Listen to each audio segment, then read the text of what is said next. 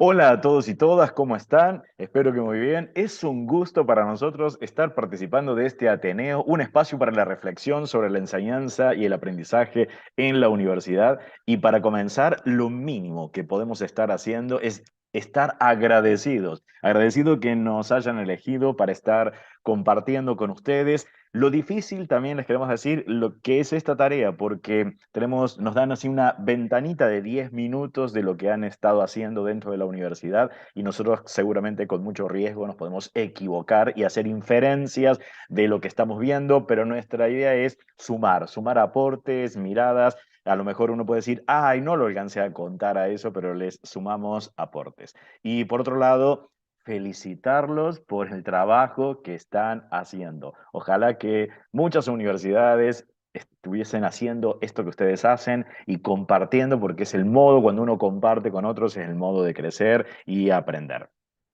Vamos entonces con algunos detalles. Vamos a darle así algunos títulos. Por ejemplo, la vamos a poner la universidad, propuestas, y en ese caso todo el trabajo que estuvimos viendo, impecable, de Víctor y Mabel. No tenemos nada que aportar ahí al respecto.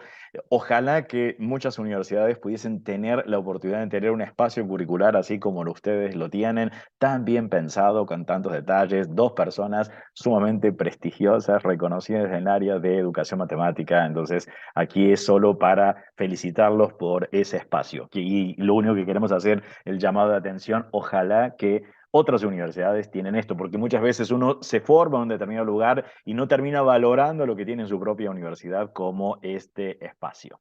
Otro lugar, ahora vamos con algunas cuestiones, yo lo voy a llamar palabras claves de lo que aparecen allí, de las propuestas de ustedes, sin estar identificando quién era el que lo estaba presentando. Cada uno de ustedes va a tomar algunas de las palabras claves que se ven en algunas de las propuestas de ustedes, habla sobre evaluación, propuestas de evaluación.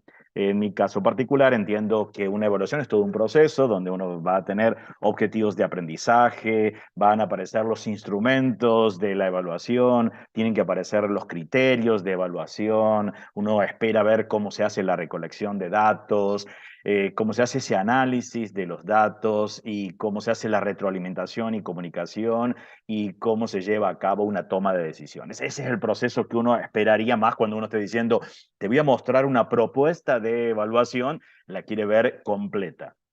Sí vimos que presentan en algunos casos los objetivos de aprendizaje completos, aparece mucho centrado en los instrumentos de evaluación, algunos pedacitos de recolección de datos y un pedacito así de cómo analizan los datos.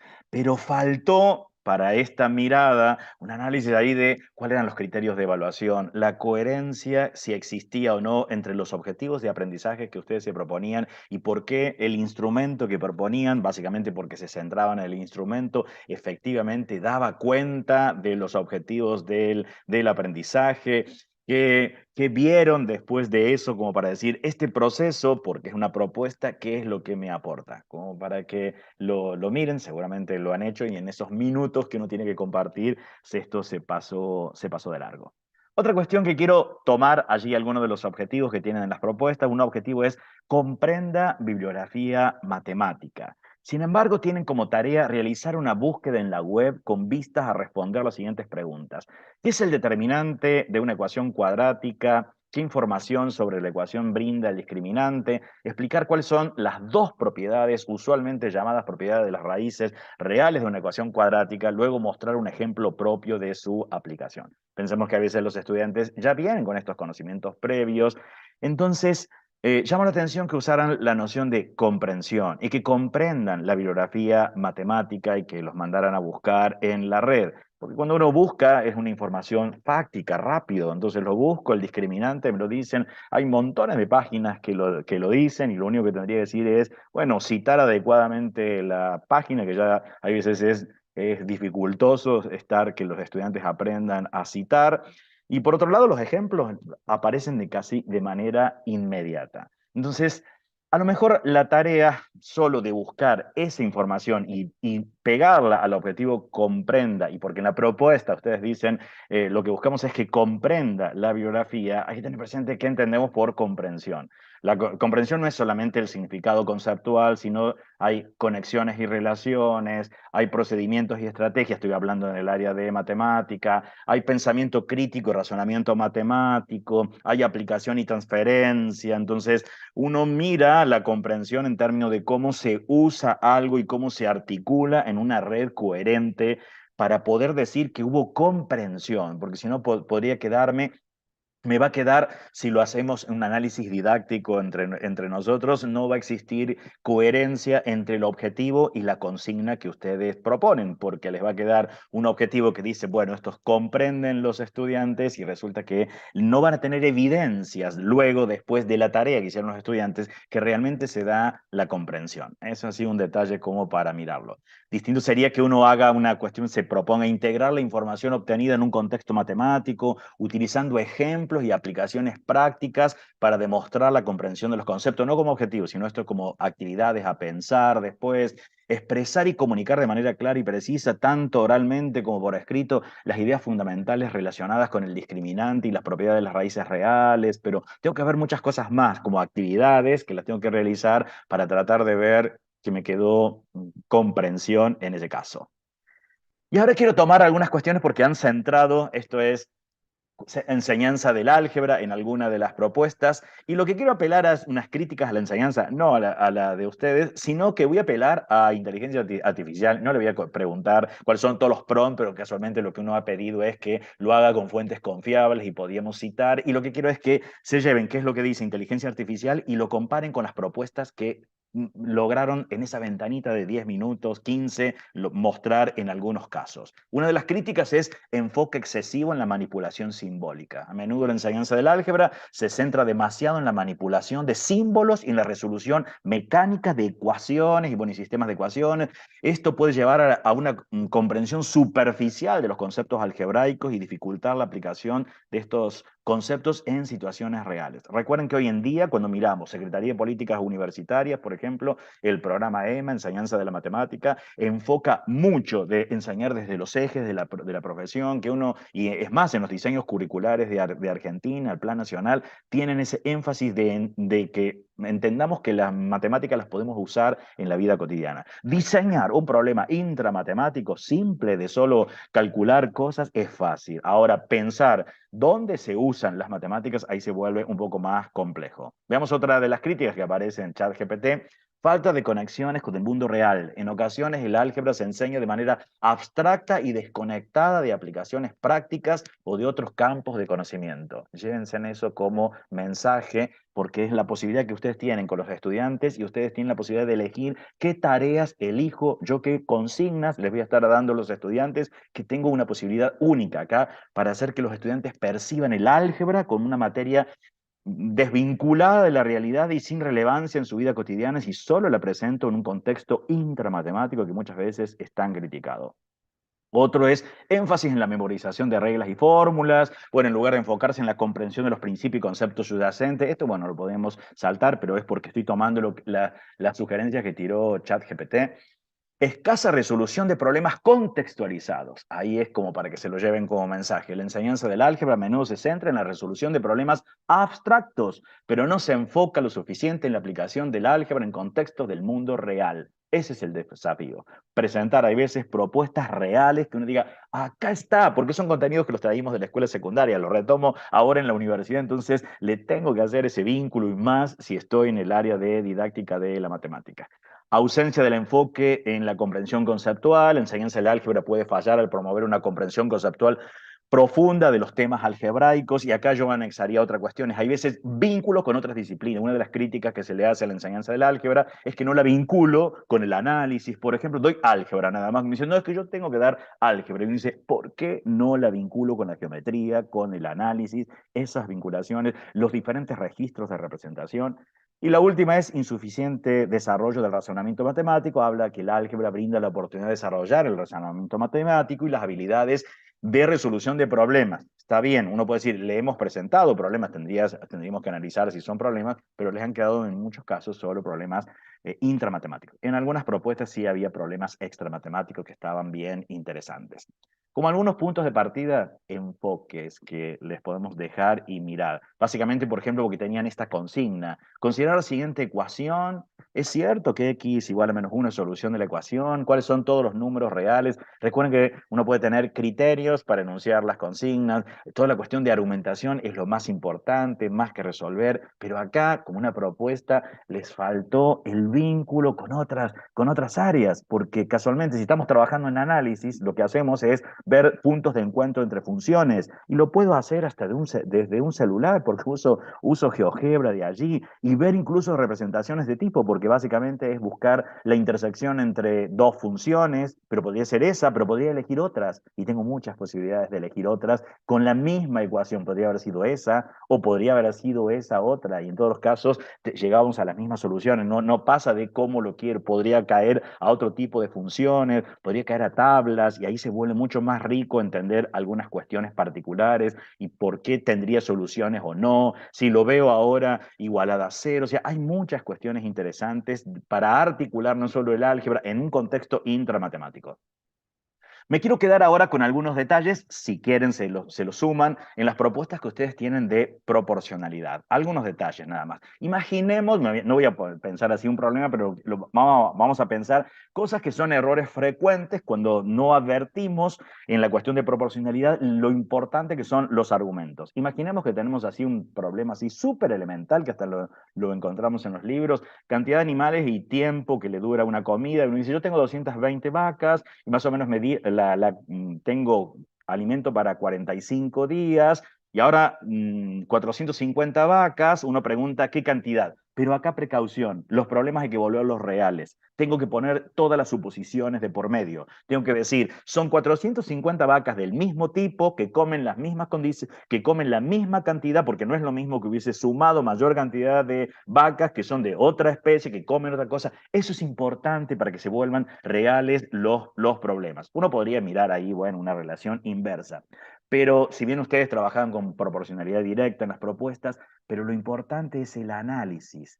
Cuando hacen las razones, ¿qué leo en ese 0,4889? Es leer que esa razón no es nada más que un 49%. Me está diciendo que el 220 es el 49% del 450. Entonces, si está en una relación inversa, la cantidad de alimentos termina siendo el 49% del 45. Esas cuestiones no me las tengo que perder en detalles porque muestran la comprensión, ¿no? Entonces, y cómo leo también estas estructuras porque forma parte de la escritura académica en matemática. O sea, yo puedo escribir esto, que a veces es mecánico, que uno dice, yo tengo una proporción. Bueno, pero ¿cómo la leo? ¿Cómo leo en matemática y por qué leo x sobre 45 o x es a 45? El antecedente de la primera razón es a su consecuente. ¿Por qué lo leo de esa manera? ¿Y qué me está significando esto más allá de llegar a una respuesta de 22, que acá tendría que ser días enteros, y darle todo un contexto de otro valor a la resolución de problemas?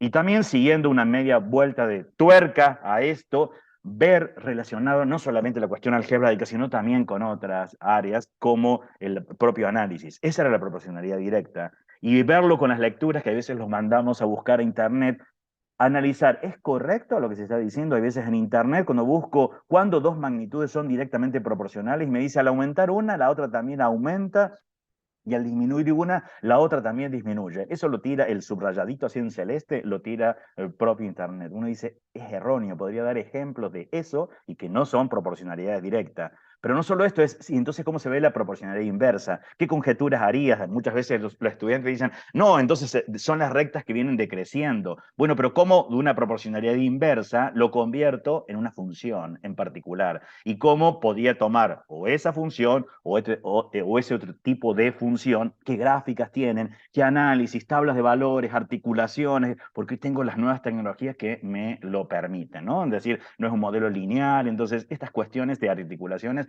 son importantes. Como algunas recomendaciones, como para que se lleven.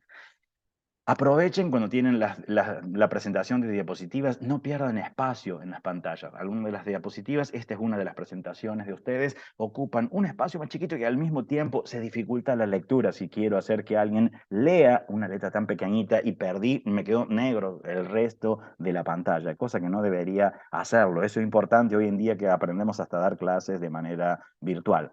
Otra cuestión con respecto al álgebra, la resolución de problemas contextualizados. Recuerden proporcionar problemas y ejercicios que reflejen situaciones auténticas, no realidades falseadas y manipuladas, que uno dice, eso nunca existe, solo tiene la intención de sacar una cuenta en particular. Eso se lo tienen que llevar. Eso ayuda a que los estudiantes a que apliquen los conceptos algebraicos en contextos significativos, que les tienen que dar sentido ustedes cuando presentan. Y otra cuestión, me vuelvo allí a estas malas definiciones que aparecen y lo pongo a propósito en la búsqueda. Puse variables directamente proporcionales, porque en las exposiciones de ustedes hablaban de variables directamente proporcionales. La expresión variables directamente proporcionales puede llevar a una confusión, ya que una variable es un objeto matemático que puede tomar diferentes valores, mientras que una magnitud es una medida específica de una propiedad. Lo que uno encuentra son magnitudes directamente proporcionales, inversamente proporcionales, porque las vemos dentro de los problemas, y no variables. En lo que sigue vamos a realizar una mirada más general de los talleres, centrada en dos aspectos. Uno de ellos es la integración curricular de estos talleres iniciales que se dictan en la universidad, y el otro tiene que ver con la fundamentación y la valoración de los mismos. Una primera cuestión que me gustaría destacar tiene que ver con la obligatoriedad de estos talleres iniciales en los que se persigue fomentar el oficio de ser estudiantes, aprender a ser estudiantes de la universidad, ¿no es cierto? Muchos de nosotros conocemos los cursos de ingreso, varios cursos de ingreso que se dictan en las instituciones universitarias de nuestro país, algunos muy cortos, otros no tanto, algunos obligatorios, otros no. Hay mucha discusión sobre esta cuestión de los cursos de ingreso. No hay consenso ni a nivel teórico, metodológico, tampoco a nivel legal, ¿no es cierto? Eh, entonces, esta cuestión de la obligatoriedad de estos talleres, es decir, que formen parte de la currícula de las distintas carreras que se dictan en la universidad, no es un tema menor. Me parece que está muy bien pensado. Hay un grupo de docentes que se nota por los videos y por que a muchos de ellos les conocemos también. Ponen mucho esfuerzo y mucho criterio y muchos conocimientos en estos talleres, ¿no es cierto? Y que sean obligatorios, insisto, es como muy importante porque, bueno, los alumnos tienen que aprobarlos, ¿no es cierto? Otra cuestión tiene que ver con los aportes y uno piensa cómo seguirá el recorrido de los alumnos cuando siguen, sobre todo en los años superiores, en las materias superiores, teniendo en cuenta que estos talleres están como muy fundamentados, muy enriquecidos, perdón, con conocimientos que devienen del ámbito de la educación matemática. Y entonces, en los años siguientes a los inicios del cursado, ¿no es cierto?, donde tienen estos talleres, donde inclusive tienen talleres de apoyo a una materia introductoria, eh, uno piensa cómo seguirá y dependiendo de cómo siga, cómo influirán estos conocimientos que adquieren, esta forma de trabajar, esta forma de hacer matemáticas en los talleres iniciales, cómo influirá después, digamos. Entonces, una primera apreciación es la de que quizás no sirva si es que no se sigue la misma lógica, la misma forma de trabajar, y esto puede pasar porque sobre todo en las carreras de ingeniería, en las carreras técnicas en general, no todos los profesionales que dictan clases en esas últimas materias o intermedias, digamos, tienen formación en lo que sea educación matemática. Y repito, se nota mucho los conocimientos de educación matemática que están fundamentando estos talleres, digamos. Entonces, una primera apreciación, como decía, tendría que ver con eso, digamos, servirá, no servirá, dependiendo de cómo siga. A mí me parece que si en la formación posterior es similar, es decir, si hay una especie de formación institucional, formación del colectivo institucional, donde los profesores se reúnen, organizan instancias de capacitación, conversan, diseñan, discuten, evalúan, avanzan. Entonces me parece que hay una especie de optimización de la formación de los alumnos, ¿no es cierto? Es decir, continúan trabajando estas cuestiones, es decir, la búsqueda bibliográfica pertinente, la interpretación de textos de matemáticas o de otras áreas, ¿no es cierto? Elaborar un plan para organizar sus estudios, elaborar un plan para resolver problemas, cuestionarse siempre, y a propósito de esta cuestión, digamos, es importante tener en cuenta que si uno quiere enseñar a que el alumno se cuestione siempre, no siempre tendríamos que estar dándoles nosotros, los profesores, las consignas. Es decir, tendríamos que también organizar eh, digamos, instancias de capacitación, actividades que les permitan a ellos plantearse y poder definir problemas, poder definir preguntas e iniciar sobre eso un proceso de estudio, digamos.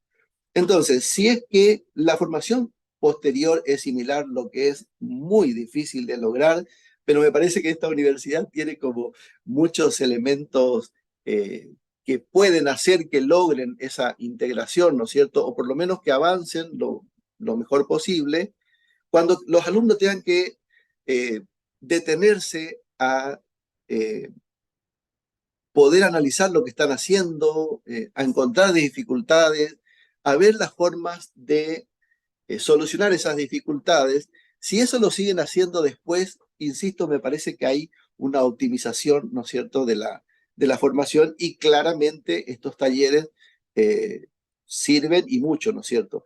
Ahora, si la formación posterior es diferente, teniendo en cuenta esto que decía anteriormente sobre que por ahí las otras materias no se relacionan mucho con los talleres. De hecho, una llamada de atención es que exista para una materia determinada otra materia en la cual se enseña a los alumnos a que puedan estudiar esa otra materia. Eso es un punto difícil de entender porque estamos suponiendo que en todas las materias no solamente el profesor tiene que explicar las cuestiones teóricas, sino también eh, enseñar, digamos, a aprender esas materias, ¿no es cierto? Es decir, si por ahí en las materias de matemáticas se logra estas cuestiones que recién estuve diciendo, ¿no es cierto?